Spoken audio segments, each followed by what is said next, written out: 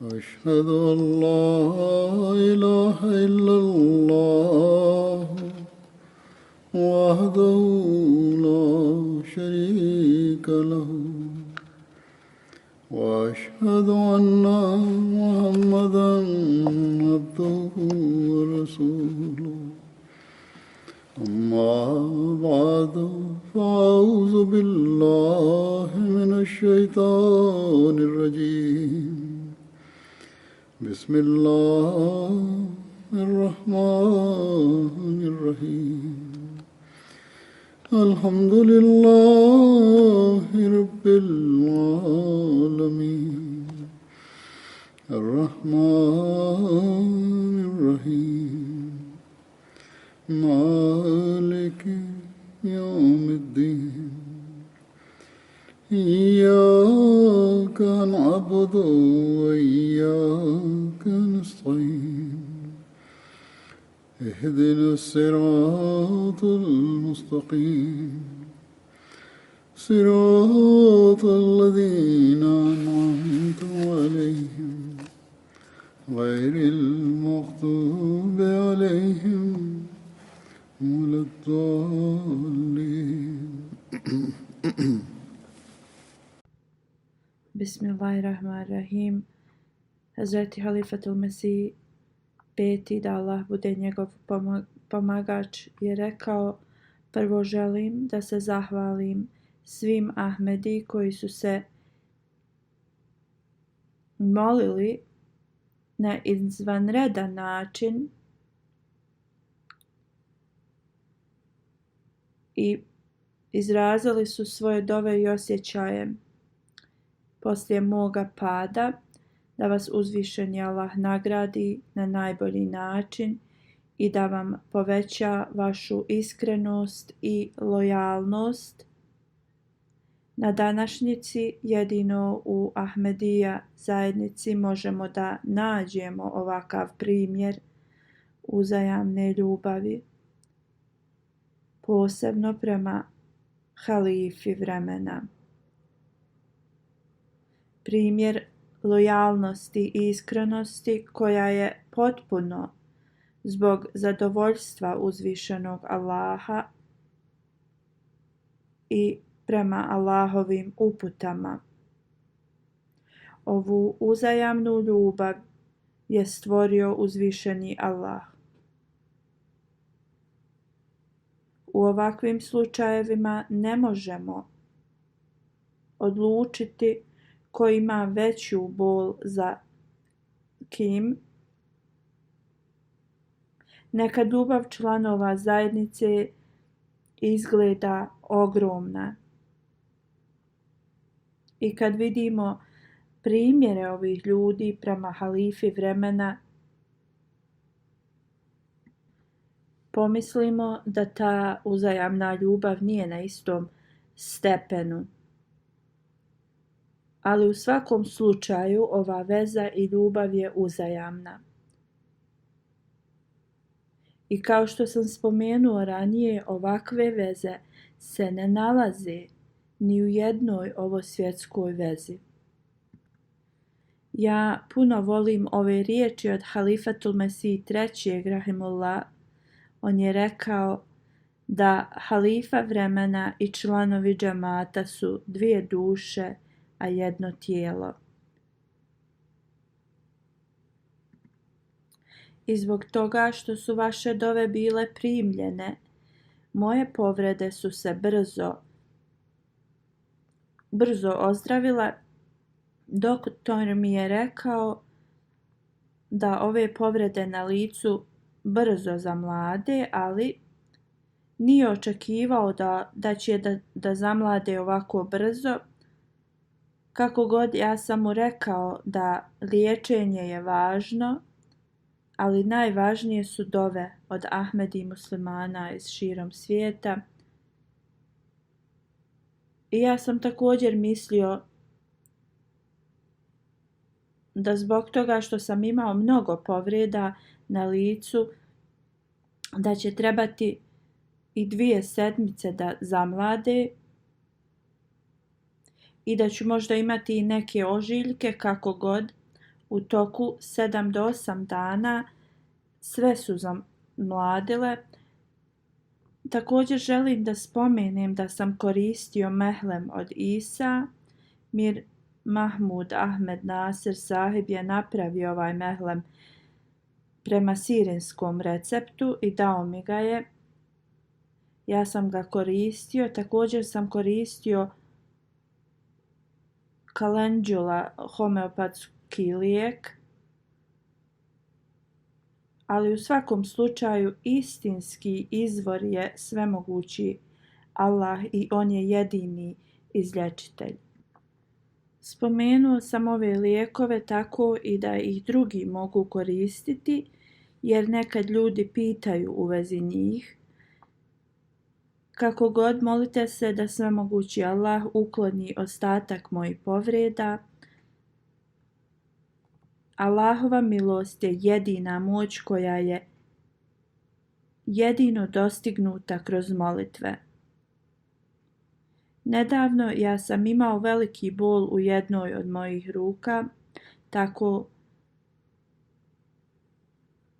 da bi je pomakao, morao sam koristiti drugu ruku da mi pomaže. Otišao sam kod specijaliste i on mi je rekao da 3-4 mjeseca bol se neće riješiti. U svakom slučaju, kad me je ponovo pregledao nakon nekoliko dana, on je primijetio da je 90% mog bola nestalo. Bio je iznenađen. U to vrijeme sam mu rekao: ovako svemogući Allah blagoslovi osobu za koju se hiljadama stotina ljudi moli. Ovaj doktor je Englez i rekao je: ja sam kršćanin, ali također vjerujem u moć molitvi. I ovo je sigurno rezultat tih molitvi. I ovo je razlog zbog kojeg se mi konstantno trebamo da molimo svemogućem Allahu i tražimo od njega. U trenutnom stanju kroz koje prolazimo, mi moramo da se ponizno molimo svemogućem Allahu. Ja dobijam izvještaje iz Velike Britanije i širom svijeta da u toku ovih dana džematlije su povećali svoju pobožnost i svoje molitve i obožavanje kao rezultat boravka kod svojih kuća.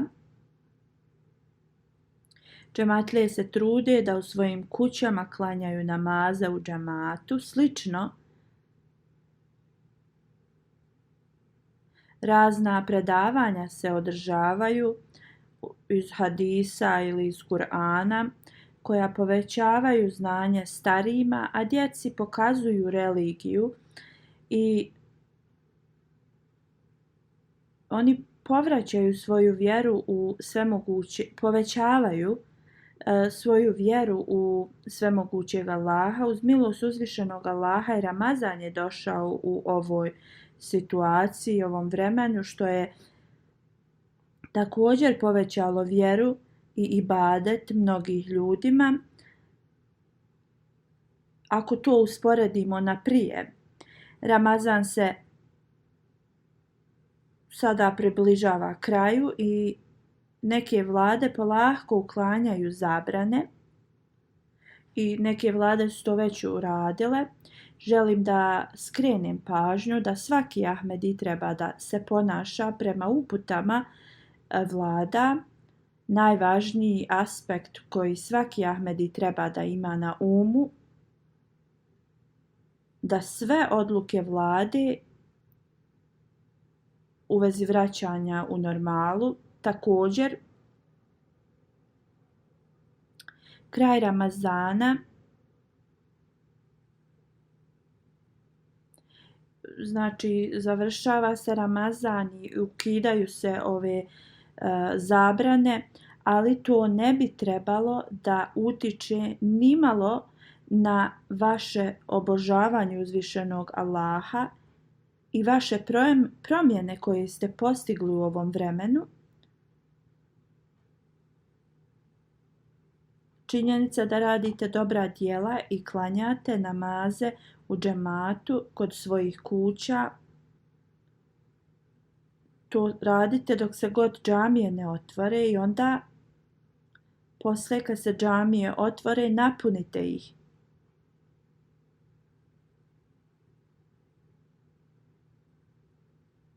I sada to treba da postane još veća obaveza za vas da napunite džamije. Također žene trebaju da klanjaju namaze sa svojom djecom i da im budu uzor, da bi se i njihova vjera i uvjerenje uzvišenog Allaha povećalo. I vjerska kratka predavanja trebaju da se nastave i dalje, tako da znanje i razumijevanje vjere treba da se povećava. Slično trebate da gledate programe na MTA. I već sam govorio u vezi ovoga ranije,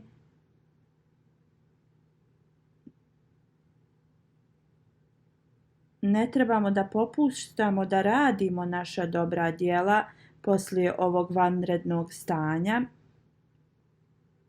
niti poslije Ramazana. Radije moramo nastaviti ova dobra djela. Ahmedi koji je dao bejat obećanom Mesiji alejhi selamu, on obeća da će donijeti reformaciju u sebi.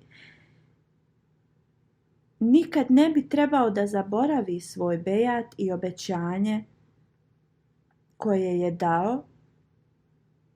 Ne doliči vjerniku da bude kao oni za koje uzvišeni Allah kaže kada su u problemima.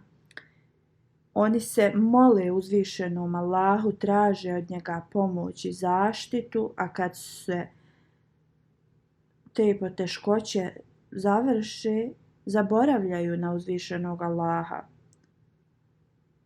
U toku ovog vremena ljudi se pitaju da li je koronavirus prirodna nepogoda ili kazna od uzvišenog Allaha. Kako god, u toku ovakvih pandemija i nepogoda dužnost svakog istinskog vjernika je da se moli uzvišenom Allahu više nego ikad, a ne samo da istražuje šta ovo znači. U ovoj eri, to jeste u eri obećanog Mesija alejhi selama, uzvišeni Allah je obećao mnoga obećanja koja su se ispunila, koja se ispunjavaju i koja će se nastaviti ispunjavati u budućnosti. Ako postoje neki aspekti upozorenja, onda prva dužnost vjernika je da drhti ispred uzvišenog Allaha i da usadi u svom srcu strah i da poveća svoju vjeru i ubjeđenje i da se moli za svoj dobar kraj. Jer šta je zaista važno za sve nas jeste da naš kraj bude dobar. Spomenuo sam mnogo puta da pandemije i prirodne nepogode imaju posebnu vezu s vremenom obećanog Mesija alejhi selama. Onda mi moramo mnogo da se molimo za našu vjeru i da se molimo za naš dobar kraj. Šta više, da se molimo za cijeli svijet da bude sačuvan. I u vrijeme obećanog Mesije, kada je uzvišeni Allah ga informisao da je kuga bila znak za njegovu istinitost, obećani Mesija se molio za cijeli svijet sa velikom tugom. Čak oni u susjednoj sobi do njega su govorili da su čuli njegove jecaje dok se molio i oni su bili slični kao kad voda ključa na šporetu. A ovo su bile njegove dove da uzvišeni Allah sačuva čovječanstvo. Znači, iako je uzvišeni Allah objavio obećanom Mesiji da je to bio znak njegove istinitosti, on je zbog svoje milosti sa velikim bolom se molio za cijelo čovječanstvo. I mi moramo da gledamo ovaj primjer obećanog Mesija alejhi selama. Neki ljudi pokušavaju da povežu članak od Halifetul Mesih IV. Rahimullah, članak pod nazivom Prirodna nepogoda ili Božja kazna, sa ovom trenutnom situacijom, to jeste pandemijom, i onda daju svoja tumačenja u vezi ovoga.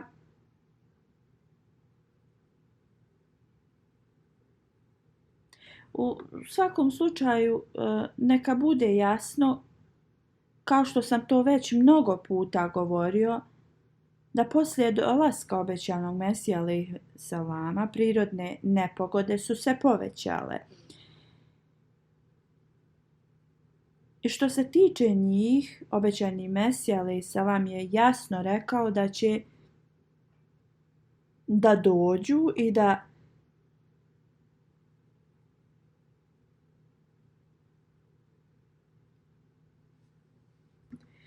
nepogode će da se povećaju, u to nema sumnje. Kao što sam već spomenuo prije, da je obećani Mesija alejhi selam rekao da i neki vjernici će da budu i da prođu kroz ove prirodne poteškoće i oni će biti oštećeni tim, ali njima je dat status šehida i njihov kraj je dobar. Dalje, prema časnom poslaniku sallallahu alejhi ve sellem, njihov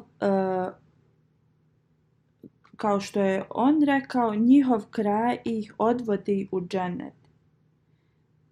Kao što stoji, časni poslanik sallallahu alejhi ve sellem kaže, kad ljudi na dženazi hvale umrlu osobu i svjedoče o njihovim dobrim djelama prema čovječanstvu, onda džennet postaje podmuranje za takve osobe i vidimo da je mnogo ovakvih Ahmedi u vezi koji drugi pišu ovakve prelijepe komentare. Prva stvar da vidimo jeste kakav utisak pandemija je ostavila na ovosvjetske ljude. Oni su zabrinuti radi ove situacije i vidimo njihovo stanje u svijetu, širom svijeta, ne samo ljudi, već velikih svjetskih sila i vlada. Oni su mislili da su uspostavljeni kao velike planine, ali zarade i sve u vezi njih su kompletno preobraćene sada. Ali kako god, sada njihovi postupci su još više opasniji i može da ih i oni mogu da ih odvedu u rat i još gore nepogode i gubitke. Sve dok ovi ljudi se ne promijene, sebe ne promijene i svoje načine, nastavit će da doživljavaju nepogodu poslije nepogode. Obećani Mesija alejhi selam spominje ovo da kao muslimani mi ćemo biti odgovorni na sudnjem danu uzvišenom Allahu i uzvišeni Allah će da se za ovo pobrine. Kad ukidamo prava drugim ljudima i kad se rugaju ili loše postupaju prema svetim osobama, to su te stvari koje dovode ljude da prolaze kroz nepogode i teške periode i uništavanja, U svakom slučaju mi moramo da se molimo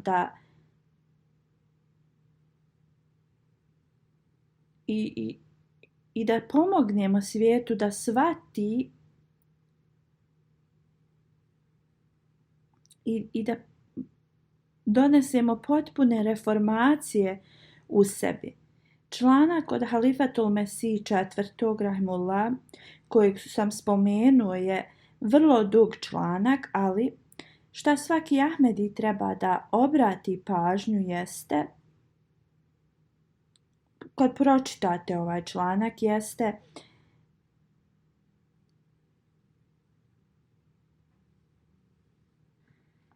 ne trebate samo da razmišljate šta se desilo prijašnjim nacijama i narodu ili šta se dešava sada. Ovo treba da unese strah u ljude i učini ih da preispitaju sebe i svoje stanje. Ali riječi koje trebate da obratite pažnju, koje je Halifatul Mesih IV. Napisao, jesu da zajednica u ovim riječima dobiva upozorenje i radosne vijesti. Upozorenje da imate titulu Ahmedi i da vam to nije dovoljno da budete spašeni. Radije bogobojaznost je priključena u ovo.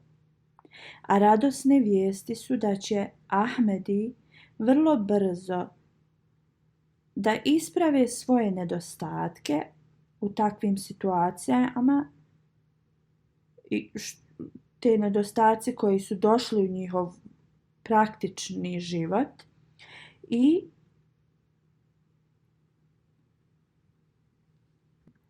znači oni Ahmedi koji imaju samo tu titulu da su uzeli bejat od obećanog Mesija alejhi salama, oni će da se vrate istinskom učenju obećanog Mesija alejhi salama i ovo će biti radosne vijesti ako se oni vrate Bogu.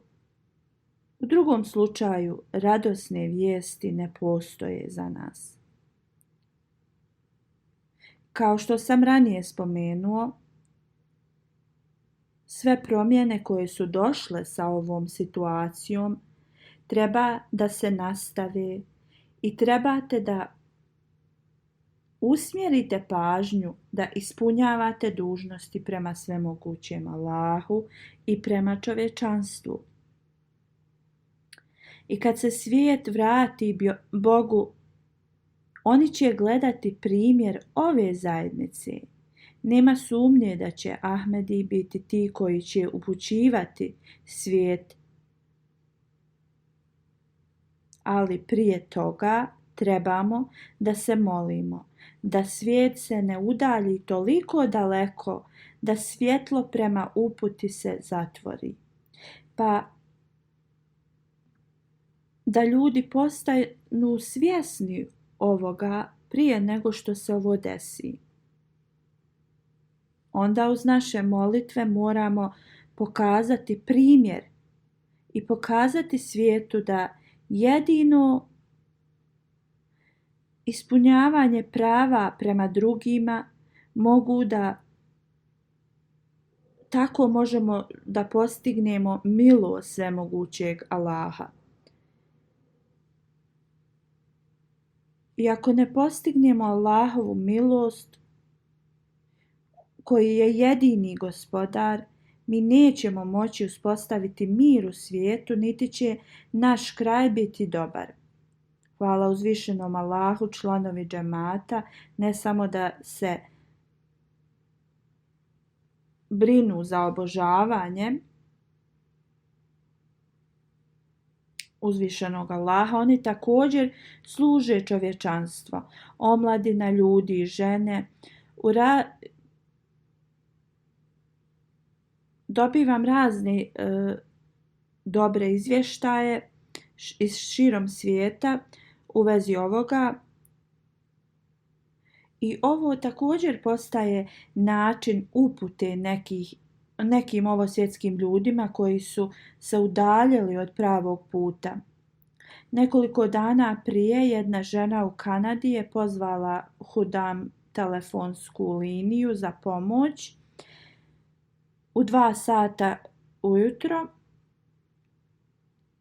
Rekla je da joj je bilo prijeko potreban lijek za bolesno dijete. Pokušala je sve moguće načine da nabavi lijek, ali je bilo neuspješno. Ona kaže, svi su joj rekli koje je pozvala da lijek neće biti dostupan do sljedećeg dana, a njen sin je bio vrlo u lošem stanju. Ona kaže, ljudi inače govore da Bog postoji, ja ne vjerujem da postoji, ali ona kaže, vidjet ćemo danas da li on zaista postoji. Kaže, u ovakvom stanju nemoći pomolila sam se i rekla, o Bože, ako ti postojiš, moj sin je u vrlo teškom stanju, pa pobrini se za njegov lijek. I kaže, tad mi je naumpalo da pozovem ovu Hudam liniju za pomoć. Kad sam pozvala, čovjek se javio i rekao je da će pokušati da mi pomogne. Malo poslije toga me je pozvao i rekao je 2 sata su ujutro i vrlo teško će mi biti da nađem lijek. Onda me je pitao u vezi mog sina i njegovog stanja. Ja sam mu objasnila i rekao mi je, u redu, vidjet ću šta mogu raditi. Rekao je da će da ode u jedno mjesto gdje apoteka je inače otvorena u to vrijeme. Ako bude otvorena, rekao je, ja ću vam donijeti lijek. Ona kaže, kad sam ga nazvala, on je spavao i probudila sam ga. Ali on je tada otputovao 50 km i donio mi je lijek. Ona kaže, ovo mi je pokazalo da uzvišeni Allah zaista postoji, a to je postigla kroz ovog Ahmedi mladića. Bila mu je puno zahvalna. I onda vidite, kroz našu službu čovječanstvu mi možemo biti ti koji će dovesti čovječanstvo da se približi uzvišenom Allahu. I svi mi moramo da se trudimo u vezi ovog. Mi ne trebamo da budemo od onih koji čekaju da li će ili neće se nepogoda desiti. Šta više, mi moramo da praktikujemo lekciju koju smo naučili u toku Ramazana, da se saosjećamo sa drugima. Jer jedina svrha Ramazana je da moramo da se suosjećamo sa poteškoćama drugih ljudi.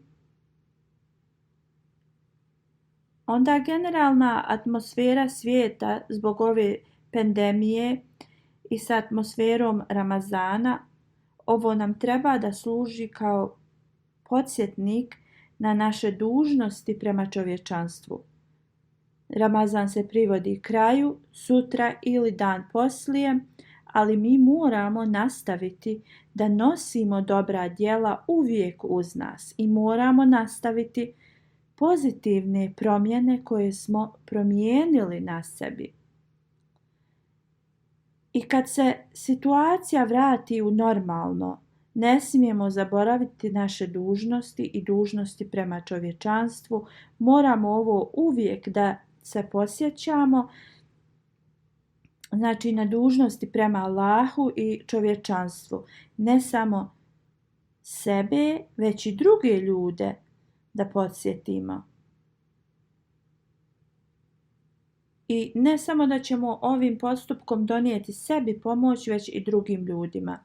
Mi smo prihvatili obećanog Mesiju alejhi selama i nije se desio ni jedan skup gdje on nije upozorio nas na naše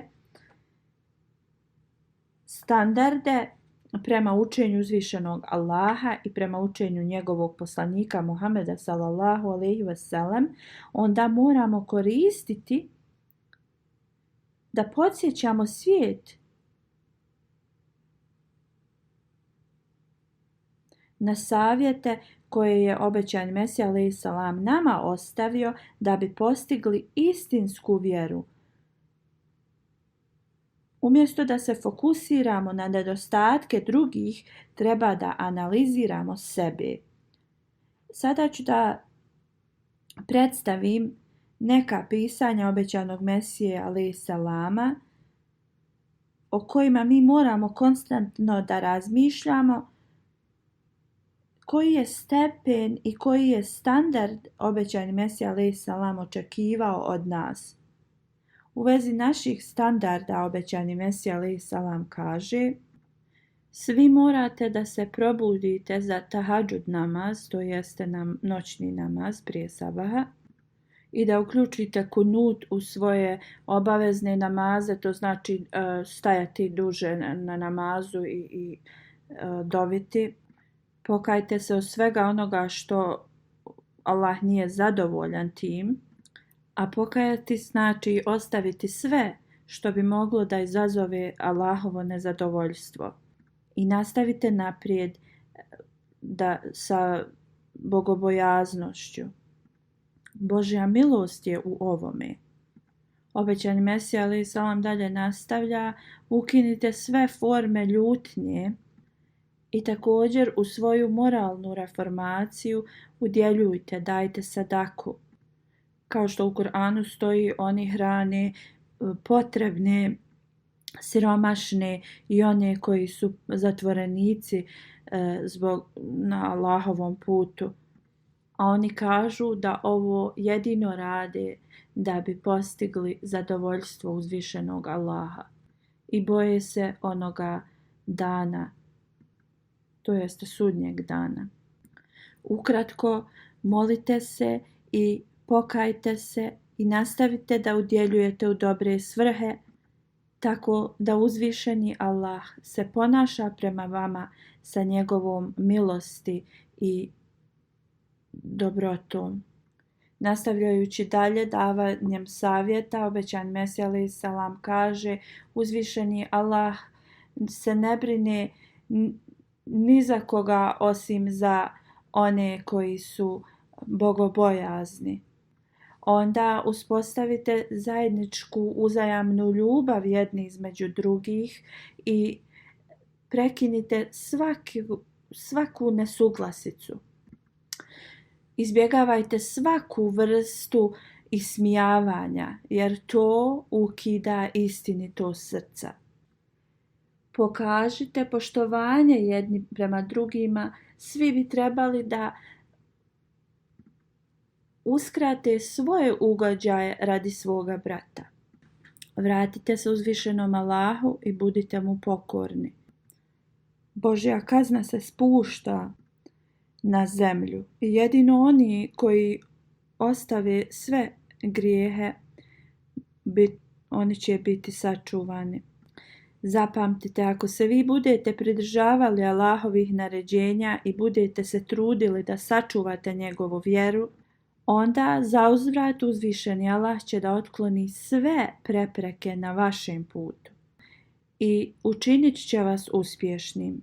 Obećani Mesija kaže: zar niste primijetili, na primjer, farmeri kako se oni brinu za svoje biljke, za svoje drveće okolo, ali ako te biljke ili drveće počnu da se suše, onda farmer prestaje da se brine za njih i drvo koje se suši posječe, životinje pusti da jedu biljke koje ne daju plodove. Onda slično trebate da držite to na umu. Ako ste vi istiniti u očima uzvišenog Allaha, onda nikakva opozicija vas ne može naškoditi vama. Ali ako vi se ne reformišete i ne budete pobožni i poslušni, zapamtite dobro da Allahu dželešanuhu niko nije potreban. Obećani Mesija dalje nastavlja i kaže: vi trebate da budete te osobe koje su drage uzvišenom Allahu. Otklonite sve svađe, sve nesuglasice jedni između drugih. Vrijeme je došlo da vi zaboravite na ovakve stvari i da nastavite prema pravom cilju. Ljudi će da vam se suprotstavljaju, ali nemojte da se brinete i zapamtite ove riječi i nikada nemojte da uzvraćate brzinski. Ljudi će da vam se suprotstavljaju, ali vi nikada ne smijete da uzvratite to brzo i sa ljutnjom ili odvratno tim ljudima. Trebate da budete strpljivi i istrajni. I uvijek pokažite najveće morale drugima. Onda obećani Mesija alejhi selam kaže, u hadisu nalazimo da na sudnjem danu uzvišeni Allah će reći nekim ljudima: vi ste zaista izabranici i ja sam zadovoljan sa vama. I reći će: kad sam bio gladan, nahranili ste me, kad sam bio žedan, napojili ste me, kad sam nisam imao odjeće, obukli ste me, i kad sam bio bolestan, posjetili ste me. Oni će reći: o Allahu, ti si slobodan od svega ovoga, kad se je to desilo? Uzvišeni Allah će reći: taj moj rob je bio u takvom stanju i vi ste to njemu pomogli isto kao da ste to uradili i meni. Onda će uzvišeni Allah se obratiti drugoj grupi i reći: ja kad sam bio gladan niste me nahranili, kad sam bio žedan niste mi dali vode, kad nisam imao šta da obučem niste me odjeli, i kad sam bio bolestan niste me posjetili. Ta grupa ljudi će reći: o Allahu, ti si slobodan od svega ovoga, kako se to desilo? I on će reći: taj moj rob je bilo mu je potrebno to, a vi niste se obrnuli na njega, obazreli na njega. Ovdje u ovom hadisu ne kaže se da osoba mora biti musliman, kršćanin, hindu da bi i mi pomogli. Obećani Mesija kaže da pokažemo pažnju prema čovječanstvu je vrsta obožavanja. I ovo je način na koji ćemo postići milost uzvišenog Allaha. Kako god obećani Mesija kaže, ja sam vidio da ljudi uopšte ne obraćaju pažnju na ovo. Gledaju na druge i ismijavaju ih. Da se brinete za siromašne, to je vrlo važna stvar. Ali neki ljudi ne mogu ni da se suosjećaju sa siromašnima. Oni misle da su oni kao neko dno. A ja se bojim da ovi bogati ljudi će doći do takvog stanja. Obećani Mesija alejhi selam kaže: oni koji su blagoslovljeni sa imetkom, jedan način da vi pokažete zahvalnost uzvišenom Allahu jeste da budete dobri prema siromašnim. Nemojte da pokazivate arogantnost time što ste dobili blagoslove uzvišenog Allaha. I nemojte da gazite preko siromašnih kao da ste vi neke zvijeri. U realnosti najteža stvar jeste da ispunite prava prema čovječanstvu, jer to je nešto što je uvijek prisutno i što vi uvijek trebate da ispunjavate. Onda budite uvijek svjesni ovog. Moje vjerovanje je da i protiv svojih neprijatelja ne trebate da prelazite granice. Neki ljudi idu do te mjere da bi uništili svoje neprijatelje, prelaze preko nekih stvari i ne gledaju da li je to dozvoljeno ili ne. Da bi postigli i taj svoj cilj, oni lažu, oni navraćaju druge protiv njih, znači sve što je zabranjeno oni rade da bi se bili pobjednici nad tim neprijateljima. Samo pogledajte to kako od najmanjeg neprijateljstva može da dođe do ogromne stvari gdje ljudi znači onda počnu griješiti. I ovo je trenutno šta se dešava u svijetu, od osobe, pojedinca do vlada, do nacija i sve redom. Obećani Mesija alejhi selam kaže: nemojte da smatrate nikoga da je ta osoba vaš osobni neprijatelj. On kaže: ako vi postanete prijatelji sa uzvišenim Allahom, onda Allah je svemogući. On može učiniti i da vam se vaš neprijatelj pokori. A ako vi prekinete sve veze sa uzvišenim Allahom i radite sve što je protiv njegovog naređenja, pa ko onda može da vam bude veći neprijatelj osim Allaha? Ako postanete neprijatelji s uzvišenim Allahom, cijeli svijet da se skupi da vam pomogne, nema vam pomoći. Onda prihvatite ili usvojite primjere Božjih poslanika i nemojte da imate neprijatelje. Zapamtite uvijek da čast će vam doći samo kada vi nemate nikakvo neprijateljstvo u svom srcu protiv bilo koga. Zaista, druga je stvar da vi čuvate čast uzvišenog Allaha i njegovog poslanika Muhameda sallallahu alejhi ve sellem. Drugim riječima, ako neko je neprijatelj uzvišenog Allaha i poslanika sallallahu alejhi ve sellem, vi tad možete tu osobu smatrati svojim neprijateljem, ali obećani Mesija onda objašnjava ovu riječ neprijateljstvo. On kaže, ako vi smatrate takvu osobu vašim neprijateljem, ali to ne znači da vi možete da lažete protiv te osobe, da možete da spletkarite protiv te osobe. Radije vi se odmičete od takvih osoba i vi prepuštate da uzvišeni Allah se pobrine za njih. I ako je moguće, trebate da se molite za njih, da oni shvate svoju grešku, a ne da počnete neku svađu ili nešto s njima. Onda obećani Mesija alejhi selam govori u vezi moralnog stanja. On kaže, ako želite da nekome pomognete da popravi svoje moralno stanje, učinite na taj način da oni ne osjete da vi to radite. Nemojte da gledate na njih nekako nisko i nemojte da njihove osjećaje povrijedite kad to radite.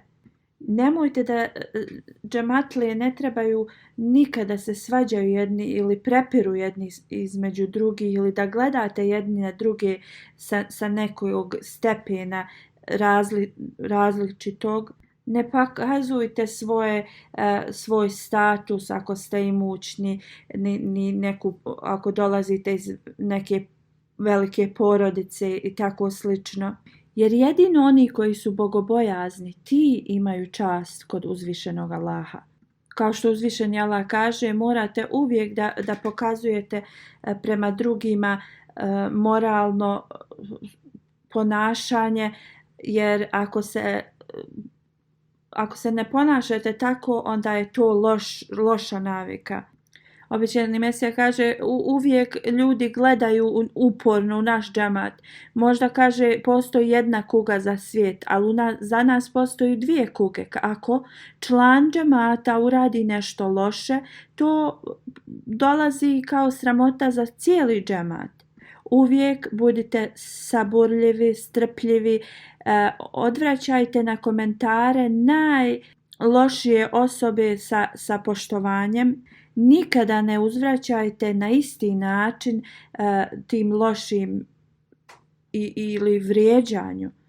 Obećani Mesija alejhi selam kaže, u ovakvim danima najbolje je da donesete smrt svim ovosvjetskim željama i da uspostavite bogobojaznost. Ja vam ovo jedino govorim da bi vi slijedili ovaj savjet. Ovaj svijet je prolazan i svi ćemo da odemo s njega. I jedina nagrada će biti da ispunite svoje dužnosti koje trebate na ovom svijetu. Obećani Mesija alejhi selam kaže, naš džemat ne treba samo da izjavljuje riječi bejata zakletve, već trebaju da ih ispune. Morate da reformišete sebe, a uzvišeni Allah neće biti zadovoljan ako vi samo shvatite njegova naređenja, a ako ne uradite i reformaciju koja slijedi. Odstranite sve nedostatke kao što su laž, spletke i tako dalje, jer to će samo naškoditi vama. Nikad ne znamo kada ćemo da odemo s ovog svijeta.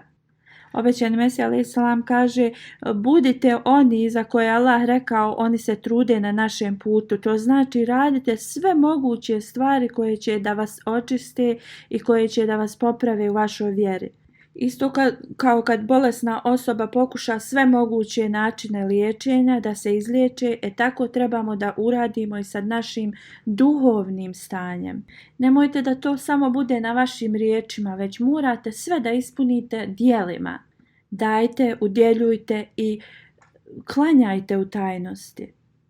Obećani Mesija kaže, Allah voli one osobe koji pokušavaju sve načine da postignu bogobojaznost i uspjeće u nekom načinu. I ovim danima kada mnogi, kao Pakistan i mnoge zemlje pokazuju neprijateljstvo prema džematu, mi moramo da pokušamo sve moguće načine da uzvišeni Allah nam spusti njegovu milost.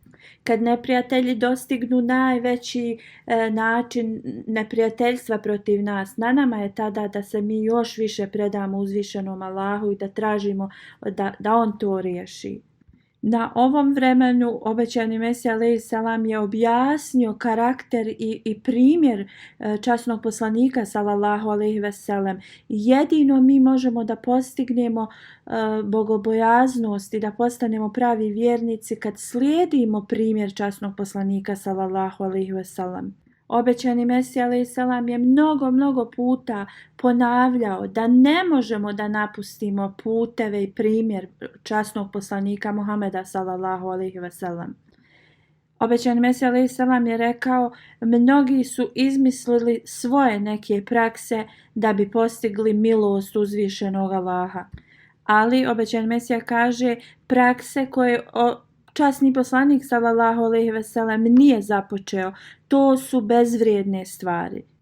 Ko je bolji od onoga da vam pokaže religiju osim onoga čije je poslanstvo najbolje bilo? Prakse koje je poslanik sallallahu alejhi ve sellem nam donio i praktikovao, to su najbolje prakse. Moje mišljenje je da ako vi izmišljate te prakse, ne znam kako da one lijepe izgledaju, to će vas odvesti u propast. A uzvišeni Allah mi je ovo objavio. Ovo je uistinu praksa onih koji pokušavaju toliko da nas odvoje od prakse časnog poslanika sallallahu alejhi ve sellem, takozvani ti učenjaci. Oni sebe smatraju istinskim muslimanima, a nas izbacuju iz islama. Obećani Mesija alejhi selam kaže da istinski pratimo poslanika sallallahu alejhi ve sellem. Tako možemo da nađemo uzvišenog Allaha, ali ako skrenemo s tog puta, pa i da cijeli život nastave da se mole, neće dobiti taj cilj. Sad je rekao u vezi pobožnosti prema poslušnosti prema časnom poslaniku sallallahu alejhi ve sellem na perzijskom jeziku. Zaista učinite sve da bi postigli takvu, to jeste bogobojaznost i čistoću, ali dok to radite nemojte da se odmičete od prakse časnog poslanika sallallahu alejhi ve sellem. Obećani Mesija alejhi selam kaže, ja sam svjedok raznih nekih dodataka koje su izmišljeni u religiji, ali ovo nije praksa poslanika sallallahu alejhi ve sellem i ovi neki novi dodaci i zikr i stvari koje oni rade. To nije praksa časnog poslanika sallallahu alejhi ve sellem. Znači oni rade, govore neke dove i dugo vremena, to nije praksa. Zbog toga časni poslanik sallallahu alejhi ve sellem je nama dat kao najbolji model da ga pratimo, primjera. To jeste najbolji primjer za sve vas je u primjeru časnog poslanika Muhameda sallallahu alejhi ve sellem. Znači morate da pratite primjer poslanika sallallahu alejhi ve sellem, pa nijednu mrvicu da se odmaknete od njegove prakse. Sirat allazina an'amta alejhim, svi se trudimo da postignemo ovo. Znači da postignemo put na kojem je Allah podario svoje blagoslove. Članovi naše zajednice trebaju posebno da obrate pažnju na ovo. Svrha zašto je uzvišeni Allah započeo ovu zajednicu jeste da stvori takvu zajednicu koja će biti slična zajednici u vrijeme časnog poslanika sallallahu alejhi ve sellem. Tako da ova zajednica bude primjer i čvrstija istina časnog poslanika sallallahu alejhi ve sellem i Kur'ana u kasnijim vremenima. Onda kad ste dali bejat obećanom Mesiju alejhi salam, postali ste iskreni pratioci i sljedbenici časnog poslanika Muhameda sallallahu alejhi ve sellem. I zaista ste ušli u bejat sa iskrenim i najiskrenijim sljedbenikom Muhameda sallallahu alejhi ve sellem.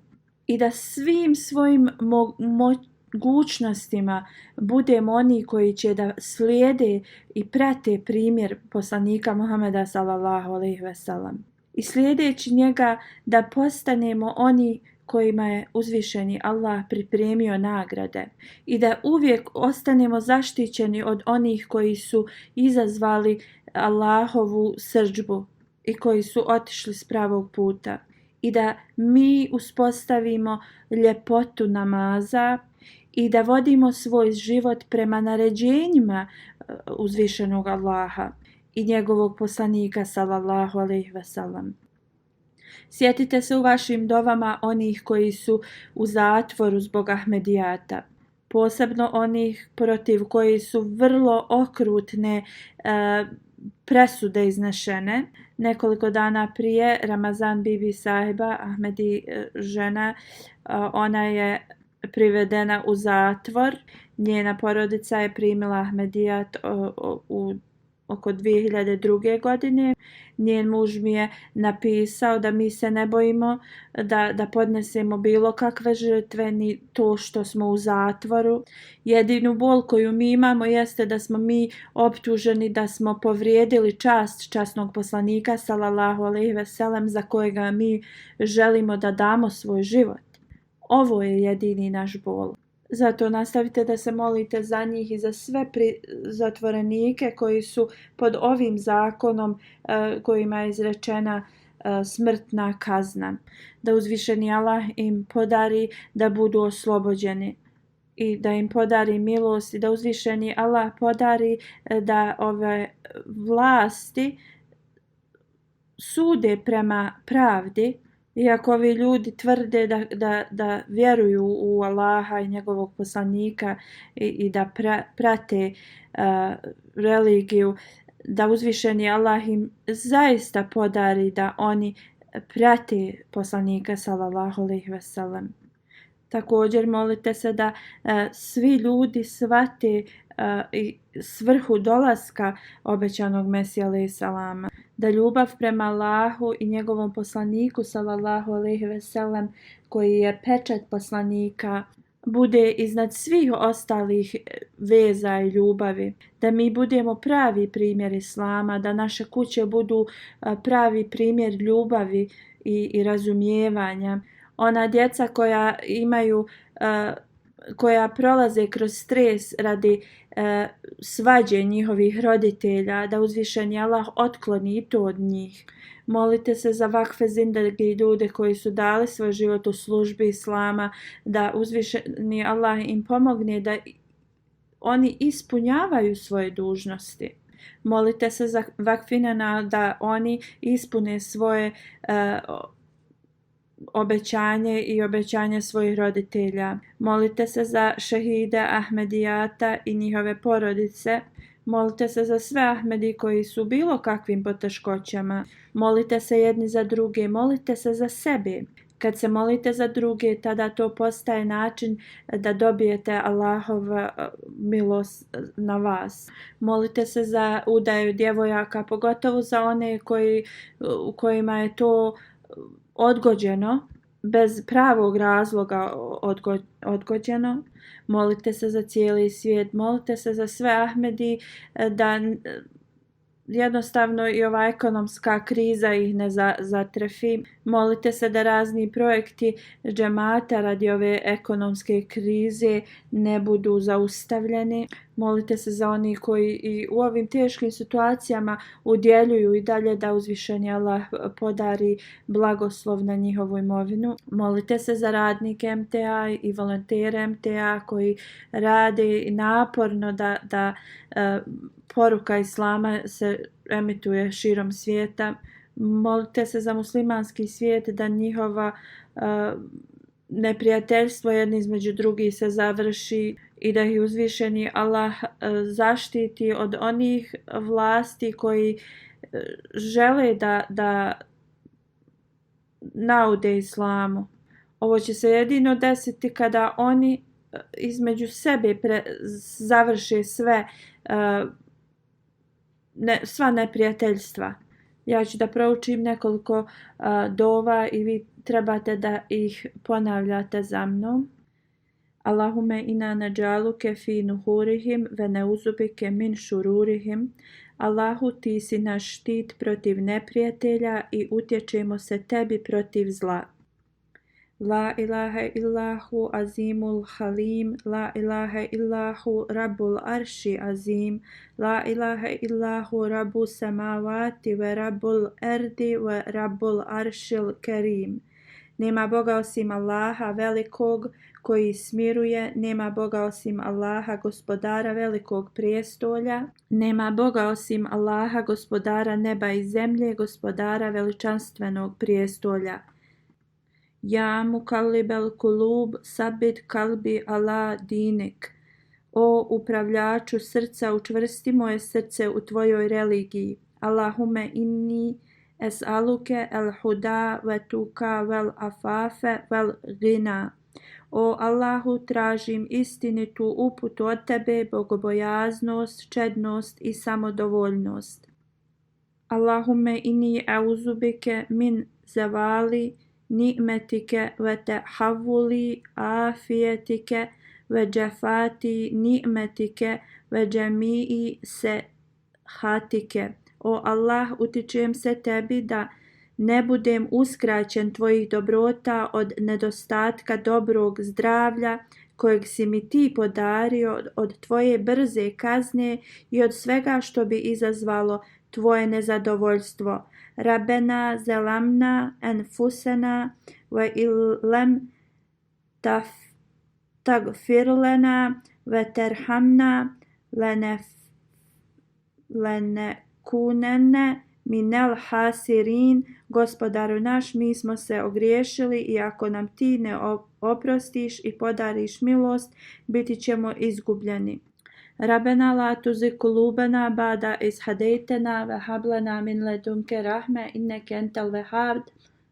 Gospodaru naš, ne daj da naša srca postanu iskvarljena nakon što si ti nas uputio i podaj nam milost tvoju, sigurno si ti jedini veliki darovac. Rabbena atina fi dunija haseneten ve fil ahireti haseneten ve kina azabenar. Gospodaru naš, podari nam dobro na ovom svijetu i dobro na budućem svijetu i spasi nas od patnje u vatri. Allahume salli ala Muhammedin wa ala ali Muhammed kema salita ala Ibrahime wa ala ali Ibrahim inneke hamidum međid. Allahume barik ala Muhammedin wa ala ali Muhammed kema barekta ala Ibrahime wa ala ali Ibrahim inneke hamidum međid. Onda dova obećanog Mesija alaih salama. O gospodaru svih svjetova, ja ne mogu izraziti zadovoljstvo, zahvalnost prema svim tvojim blagodatima. Ti si najmilostiviji daravalac. Podario si mi bezbroj blagodati. Oprosti mi moje grijehe prije nego što preminem. Podari mi ljubav prema tebi u mom srcu. Prikri moje nedostatke. Pomozi mi da radim djela s kojima si ti zadovoljan. Utječem se tebi da me zaštitiš od bilo čega što bi izazvalo tvoje nezadovoljstvo. Smiluj mi se, smiluj mi se, smiluj mi se. Sačuvaj me poteškoća ovog svijeta i budućeg, jer sva milost i blagoslovi su u tvojim rukama. Amin. Huzur kaže, danas je zadnji dan Ramazana, da uzvišeni Allah podari da nastavimo dobra djela i sve što smo promijenili i da prihvati na ove dove od nas. Također želim da spomenem u vezi Bajrama, mnogi su mi pisali da prema nekim web sajtima mladi mjesec se neće vidjeti u nedjelju i tako da ne možemo da klanjamo Bajram namaz 24. maja. Hazur kaže, ja sam pisao odboru koji se bavi za ovo i također drugim nekim ekspertima i emiru džemata. Oni su mi dali izvještaj, iako mjesec neće biti golim okom viđen u velikim gradovima. Dali su mi neke gradove gdje će da se vidi sa golim okom mladi mjesec. I onda ako bilo u kojem dijelu zemlje mjesec je vidljiv, onda u cijeloj državi može da se slavi Bajram. I također odbori u drugim muslimanskim zemljama kada donose odluku koriste istu metodu kao što smo mi. I poslije ovog razmatranja i nekoliko puta razmatranja ovog slučaja odlučeno je da ćemo da klanjamo Bajram namaz 24. maja.